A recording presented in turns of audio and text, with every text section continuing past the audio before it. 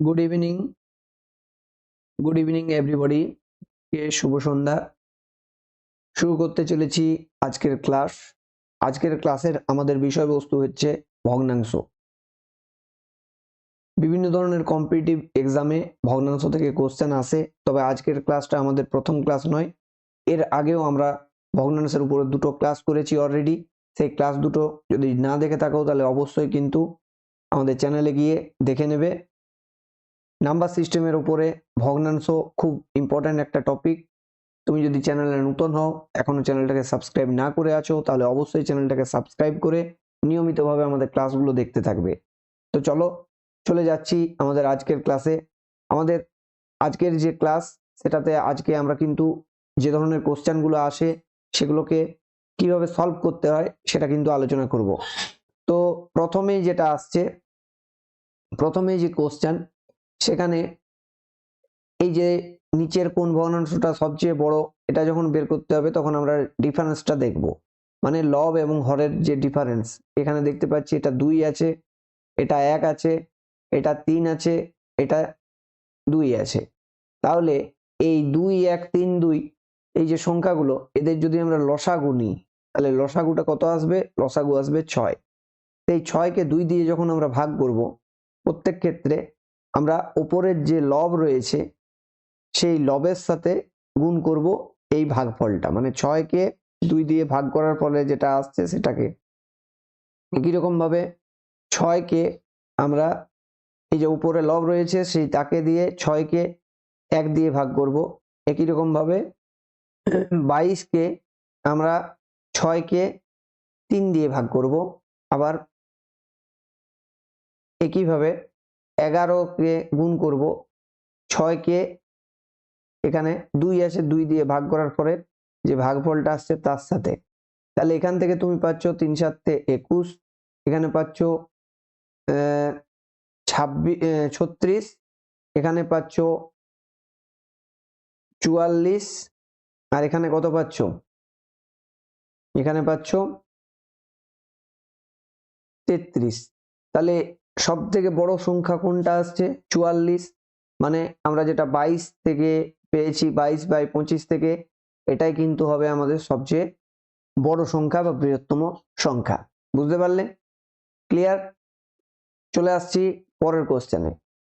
প্রসঙ্গত উল্লেখ্য যে আমাদের এই মেথডটার নাম হচ্ছে ডিফারেন্স মেথড, এবং এই ডিফারেন্স মেথড শুধুমাত্র ওপরে লব এবং নিচে হর থাকলে, এবং এই লব যদি ছোট হয় হরের থেকে, অর্থাৎ ভগ্নাংশটাকে তখন বলা হয় প্রকৃত ভগ্নাংশ।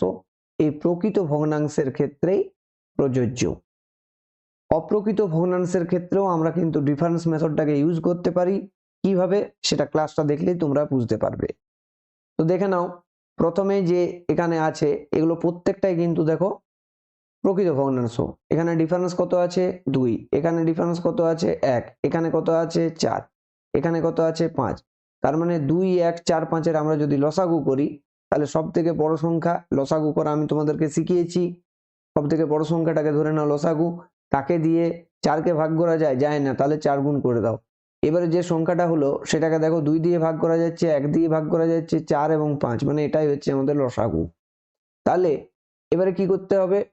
এই লব হরের ভেতরে লবটাকে গুণ করতে হবে এই 20কে 2 দিয়ে ভাগ করার পরে যে ভাগফলটা আসবে সেই ভাগফল দিয়ে। অর্থাৎ প্রত্যেক ক্ষেত্রে এই 20কে আমরা ভাগ করব এখানে 1 দিয়ে, আবার পরেরটার ক্ষেত্রে সি এর ক্ষেত্রে 20কে আমরা ভাগ করব 4 দিয়ে, আবার ডি এর ক্ষেত্রে 20কে আমরা ভাগ করব 5 দিয়ে।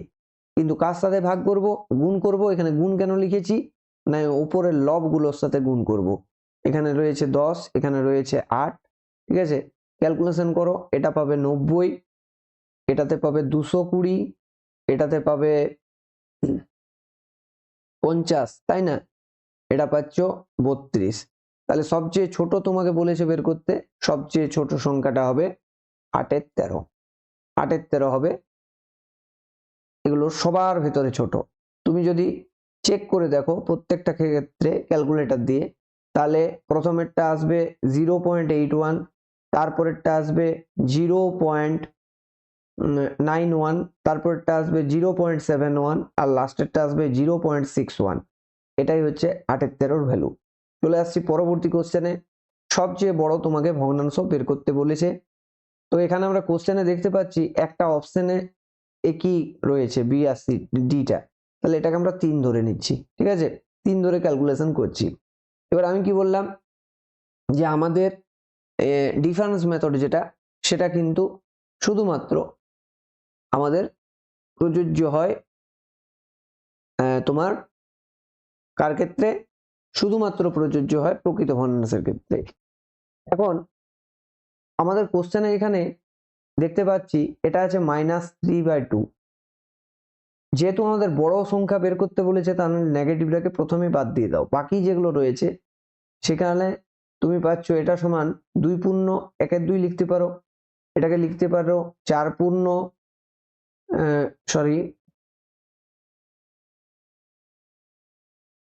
2 পূর্ণ 3/4 লিখতে পারো, আর এটাকে কি লিখতে পারো 1 পূর্ণ 2/3 লিখতে পারো। 3 2 5/3। তাহলে এবারে পূর্ণ সংখ্যাকে অপ্রকৃত মিশ্র ভগ্নাংশকে এইভাবে লেখা যায়, একটা পূর্ণ সংখ্যা এবং একটা প্রকৃত ভগ্নাংশ, একটা পূর্ণ সংখ্যা এবং একটা প্রকৃত ভগ্নাংশ, একটা পূর্ণ সংখ্যা আর একটা প্রকৃত ভগ্নাংশ, এই আকারে লেখা যায়, তাই তো? এরপরে দেখো আমরা এখানে কিন্তু এলিমিনেট করে করে পার্টিকুলার এই অঙ্কটার ক্ষেত্রে করছি। যে ক্ষেত্রে তুমি গ্যাপ দেখবে, সেক্ষেত্রে তুমি কিন্তু ওইভাবে উত্তরটা বের করতে পারবে। তো এখানে আমরা প্রথমে এটাকে এলিমিনেট করে দেবো, আমরা উত্তরটার দিকে এগোচ্ছি। তাহলে যেহেতু 1 এই 2 এর থেকে ছোট, তাহলে তার সাথে কোনো ভগ্নাংশ যোগ হলেও কিন্তু সেটা 2 এর কাছাকাছি যাবে না। তাহলে এটা প্রথমেই বাদ পড়ে গেল, এটা যেমন বাদ গেল এটাও বাদ গেল। তাহলে এদের ভেতরে এবার আমাকে ছোট বড় বের করতে হবে। তাহলে 1/2 বড় নাকি 3/4 বড়, যেটা বলছিলাম। এবারে কিন্তু আমাদের প্রকৃত ভগ্নাংশ চলে এসছে। এখানে এটা অপ্রকৃত ভগ্নাংশ, আমরা ডিফারেন্স মেথড ইউজ করতে পারছিলাম না, কিন্তু এখানে আমরা কিন্তু ইউজ করতে পারছি। এদের গ্যাপটা কত আছে 1, এদের গ্যাপটা কত আছে 1, তাই না? তাহলে যেহেতু গ্যাপটা সমান আছে, তাহলে লব যেখানে লবটা ছোট, সেটাই হবে ছোট সংখ্যা। লব ছোট হলে ছোট হবে, বড় হলে বড় ভগ্নাংশ হবে। তাহলে এই দুটোর ভেতরে বড় হচ্ছে 3/4। তাহলে 3/4 যেহেতু বড়, তাহলে 2 এর সাথে 3/4 বড় যুক্ত হলে আরো বড় হয়ে যাবে। তার মানে বড় ভগ্নাংশটা হচ্ছে, সবার থেকে বড় ভগ্নাংশটা হচ্ছে এটা। বুঝতে পারলে? এবারে যদি ওইটা না বুঝেছো একের কনসেপ্টটা, তাহলে সেটা এবারে তোমাদের ক্লিয়ার হয়ে যাবে। দেখো এখানে প্রত্যেকটা সংখ্যার গ্যাপ কিন্তু একই, 3 আর 4-এও 1, 4 আর 5-এও 1, 5 আর 6-এও গ্যাপটা 1। এখন ডিফারেন্স মেথড অনুযায়ী আমাদের গ্যাপটা যদি সমান হয়, সমান হলে কিটা গ্যাপ যদি সমান হয়, তাহলে লব ছোট মানেই ভগ্নাংশ ছোট, লব বড় মানেই ভগ্নাংশ বড়। ঠিক আছে? তাহলে এদের ভেতরে সর্ববৃহৎ কে হবে? যার লব বেশি, মানে 5/6। সর্বনিম্ন কে হবে? যার লব ছোট, মানে 2/3। এই দুটো ডিফারেন্স বের করো। তাহলে 6 হচ্ছে লসাগু, 5 - 4 মানে 1/6। তাহলে option C is the right answer. 1/6 হচ্ছে এই প্রশ্নের সঠিক উত্তর। বুঝতে পারলে? ক্লিয়ার? কনসেপ্ট ক্লিয়ার আছে? চলে আসছি পরের কোশ্চেনে। এখানে কি বলেছে? এখানে বলেছে নিচের কোনটা বড়। এখন দেখো আমার কিন্তু ডিফারেন্স মেথড জানা আছে, আমরা দেখতে পাচ্ছি যে প্রত্যেকটাই প্রকৃত ভগ্নাংশ, গ্যাপগুলো সমান সমান প্রত্যেক ক্ষেত্রেই 1। তাহলে সব থেকে বড় বলতে আমার কিন্তু অসুবিধা হবে না, যে অপশন বি ইজ দ্য বড়, 3/4 34/35, সরি। ঠিক আছে, এটা হচ্ছে সব থেকে বড়। তো এইভাবে তুমি যদি মুহূর্তে অঙ্ক করতে পারো, কনসেপ্টটা যদি তোমার ক্লিয়ার থাকে, তাহলে তোমার সুবিধাটা কি, তোমার জয়টা সুনিশ্চিত হয়ে যাবে। তোমার কম্পিটিটিভ এক্সামের ক্ষেত্রে সময় বাঁচানো একটা বিরাট ভাইটাল জিনিস। তো সেক্ষেত্রে তুমি যদি কম সময়ে উত্তরটা দিতে পারো, সেটা কিন্তু তোমার পক্ষে লাভজনক হবে। চলে আসছি পরের কোশ্চেনে। এই ভগ্নাংশগুলোর মধ্যে সবচেয়ে ছোটটা খোঁজো। এরকম যখন থাকবে তখন সব সময় তুমি কি করবে, হরটাকে সমান করে দেবে। এখানে আছে দেখো 4টে, এখানে আছে 3টা, মানে এখানে একটা জিরো দিতে হবে, তাহলে এখানে একটা উপরেও জিরো যাবে। এখানে 2টো লাগবে, তাহলে এখানেও উপরে 2টো লাগবে, তাই না? এইখানে 3টে লাগবে, 1 2 3, তাহলে এখানে লাগবে 1 2 3। তাহলে এটার উপরটা আসছে 1000, এটার আসছে 100, এটার আসছে 90 90, আর এটার আসছে উপরটা 500 দেওয়াই আছে দেখো। তাহলে সবচেয়ে ছোট কোনটা? সবচেয়ে ছোট হচ্ছে তোমার option C is the right answer. চলে আসছি পরের কোশ্চেনে। পরের কোশ্চেন দেখো, তোমার যে ডিফারেন্স মেথডটা রয়েছে, ডিফারেন্স মেথডটা তুমি তখনই অ্যাপ্লাই করবে যদি তোমার প্রকৃত ভগ্নাংশ হয়। অপ্রকৃত ভগ্নাংশ হলেও কিন্তু তুমি অ্যাপ্লাই করতে পারবে মিশ্র ভগ্নাংশ থেকে, যেমন ভাবে দেখালাম সেইভাবে। কিন্তু কখনোই এই ডিফারেন্সটা যদি 10 থেকে মানে 1 থেকে 10-এর ভেতরে না হয়, না হলে ডিফারেন্স মেথড কিন্তু করবে না। কি করবে? Cross multiplication.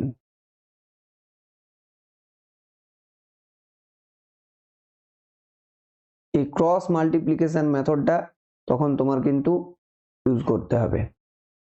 ওকে, কেমন ভাবে ইউজ করবে সেটাই কিন্তু দেখবো এবারে। তাহলে এগুলোকে আগে লিখে নাও। 29/77, 8/21, 5/14 আর 25/66 লিখলে এবারে কি করবে? গুণ করবে। কার সাথে কার? এর তলার সাথে এর, যে কোনো জোড়ার ভেতরে করতে পারো, ঠিক আছে? তাহলে 29কে তোমাকে 21 দিয়ে গুণ করতে হবে। 29কে 21 দিয়ে গুণ করলে হয় 609, সেই ভ্যালুটা উপরে লেখো। আর 77কে 8 দিয়ে গুণ করবে, তাহলে 77কে 8 দিয়ে যখন গুণ করছো তখন আসছে 616, সেটাও উপরে লিখবে। তাহলে এইবারে তোমাকে যেহেতু বড়টা খুঁজতে বলেছে, তাহলে ছোটটাকে এলিমিনেট করে দেবে, বাদ দিয়ে দেবে। তাহলে তুমি এখানে বুঝতে পারছো এটা ছোট হচ্ছে, এটা বড়, তাহলে এটা বাদ পড়ে গেল। ঠিক আছে, এবারে কি করে দিবে? সমস্ত ক্যালকুলেশন তোমার কিন্তু এখানে শেষ, আর এগুলোর কোনো কাজ নেই। ঠিক আছে, এবারে নেক্সট আমরা বুঝতে পারলাম এ কিন্তু বড়, তাহলে এর সাথে এবারে নেক্সট সেই অনেকটা যুদ্ধের মতো বা ম্যাচের মতো এর সাথে এর খেলা হচ্ছে।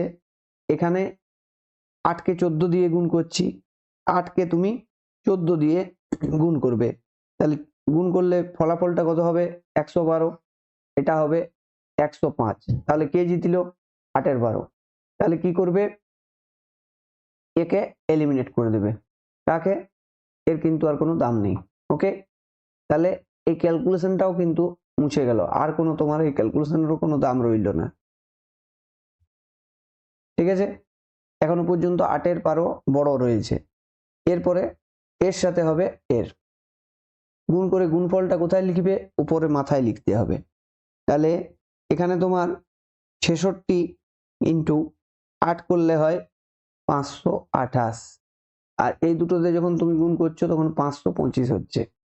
ঠিক আছে, তাহলে সব থেকে বড় কি হচ্ছে? 528টা হচ্ছে, তার মানে 8-এর 12 কিন্তু সবচেয়ে 8-এর 21 হচ্ছে সবচেয়ে বড় ভগ্নাংশ। সবচেয়ে বড়টা খুঁজতে বলেছে, এটাই কিন্তু সঠিক উত্তর। বুঝতে পারলে? চলে আসছি পরের কোশ্চেনে। পরের কোশ্চেনও দেখো, এখানে দেখো ডিফারেন্সটা আমি যেটা বলছিলাম, যে ডিফারেন্সটা যদি 1 থেকে 10-এর ভেতরে থাকে তাহলে তুমি অনায়াসে করতে পারো। কিন্তু এই অঙ্কটাকেও পার্টিকুলার আমি তোমাকে বজ্রগুণন মেথডে শেখাবো বা দেখাবো, যাতে তোমাদের বিষয়টা আরেকটু ক্লিয়ার হয়। তাহলে এক্ষেত্রে কি করবে? ওই একই রকম ভাবে এই দুটোতে আমরা গুণ করব, গুণ করে গুণফলটা উপরে লিখব। তাহলে 13কে যখন আমরা 19 দিয়ে গুণ করছি তখন আমাদের গুণফল আসছে কত? 247। কিন্তু আমি এখানে এক্সাক্ট ভ্যালু না দিলেও অনেক সময় কিন্তু করতে পারবো। এটাকে 20 ধরে নেবো, তাহলে 20 কে এটা হচ্ছে 260, তাই না? 260 হচ্ছে, কিন্তু একটু কম হবে কেন না, এটাকে আমরা 19 আছে 20 ধরে নিয়েছি। আবার 21 কে 15 দিয়ে যখন গুণ করছি তখন এটাকে আমরা 20 ধরবো, তাহলে 20 ধরলে কত হবে, এবং 20 কে 15 দিয়ে গুণ করলে 300 হবে। কিন্তু 300 থেকে একটু বেশি হবে, কারণ কি, এটাকে আমরা 20 ধরে নিয়েছি, এটা 21 আছে, ঠিক আছে? তাহলে তোমাকে বৃহত্তমটা বের করতে বলেছে, মানে এখানে এটা কিন্তু বাদ পড়ে যাবে। ওকে, তাহলে এটাকে আমরা বাদ দিয়ে দিলাম, এই ক্যালকুলেশনটা আমাদের বাদ পড়ে যাবে। তাহলে এটা আমাদের বাদ পড়ে যাচ্ছে, তাহলে এখানের সাথে এখানে হবে এবারে। তাহলে 15 কে 5 দিয়ে গুণ করলে হয় 75, আর 4 19 হয় 76। যেগুলো এক্সাক্ট ভ্যালু তুমি বের করতে পারবে সেগুলো বের করে নেবে।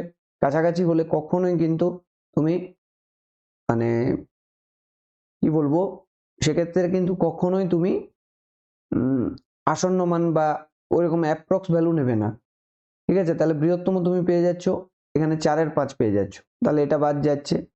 একই রকম ভাবে এর সাথে এর গুণ করবে, তখন কিন্তু এই ক্যালকুলেশনটা আর কিছু দাম রইল না। এবারে এখানে কি করবে, 4 11 হচ্ছে 44, আর 5 8 হচ্ছে 40, তাহলে এখানে বড় পাচ্ছ তুমি এই 4 এর 5, তাহলে 4 এর 5 হচ্ছে প্রশ্নের সঠিক উত্তর। ঠিক আছে, তোমরা ক্যালকুলেটরে দেখে নিতে পারো, 13 21 15 19 4 এর 5 8 এর 11 সব থেকে ভ্যালুটা কিন্তু এটাই বেশি আসবে। ওকে, চলে আসছি পরের কোশ্চেনে। দেখো, ঊর্ধ্বক্রমে সাজাতে বলেছে, তাই না?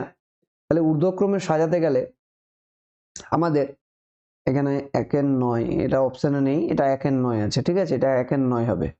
আচ্ছা, সবগুলো দেখো কি আছে, প্রকৃত ভগ্নাংশে আছে। তাহলে প্রকৃত ভগ্নাংশ হলে আমরা এখানে কি করব, 2 এর 3, এটা হচ্ছে 1 এর 2, আর এটা হচ্ছে 1 এর 9। ডিফারেন্স কত?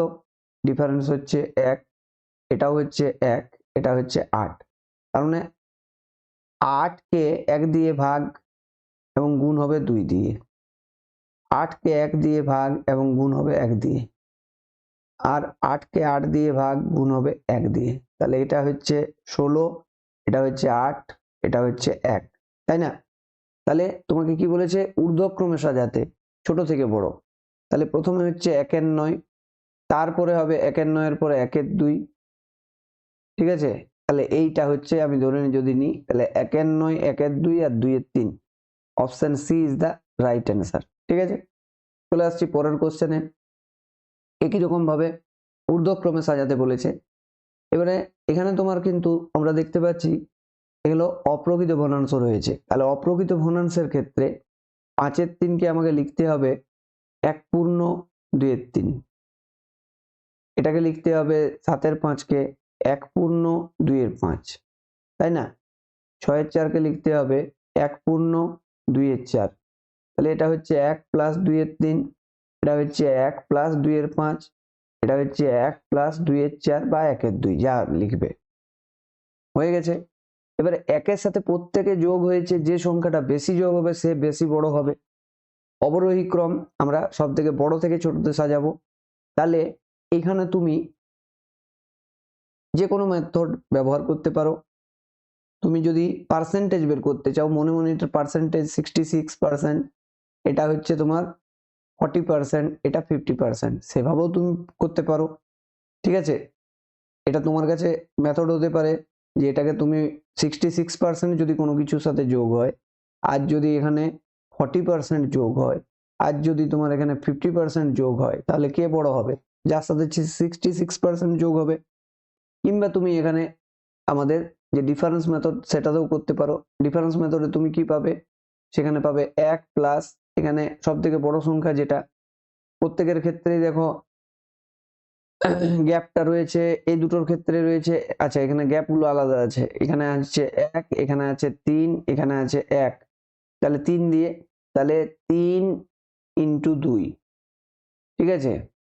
3 ইন্টু 2 হচ্ছে উপরটা, তাহলে 1 এর সাথে এখানে 6 যোগ হচ্ছে, এখানে 1 এর সাথে, এগুলো ছোট বড় বের করার ক্ষেত্রে কোনো প্রবলেম নেই, যেভাবে খুশি করতে পারো।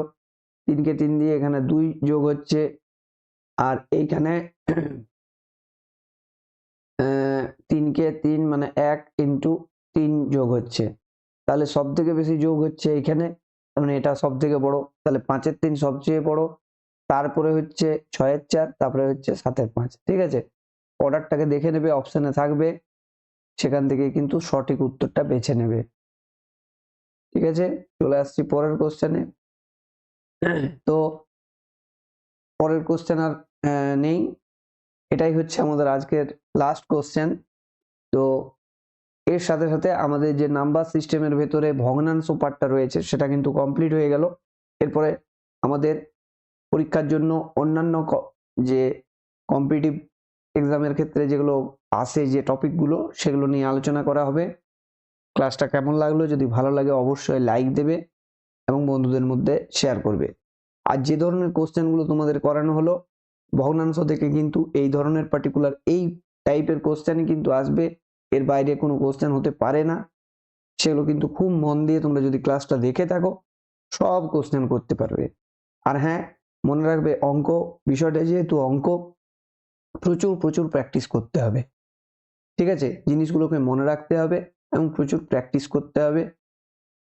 তার মানে তোমার এই যে ক্লাস, সেই ক্লাসটা দেখে তারপরে যখন তুমি প্র্যাকটিস করবে তখন দেখবে অনেক কিছু তুমি কিন্তু করতে পারছো। যাই হোক, তোমরা নিয়মিত ক্লাসগুলো দেখতে থাকো, দেখা হবে নেক্সট ক্লাসে। ততক্ষণ তোমরা প্রিপারেশন নিতে থাকো। জয় হিন্দ, বন্দে মাতরম।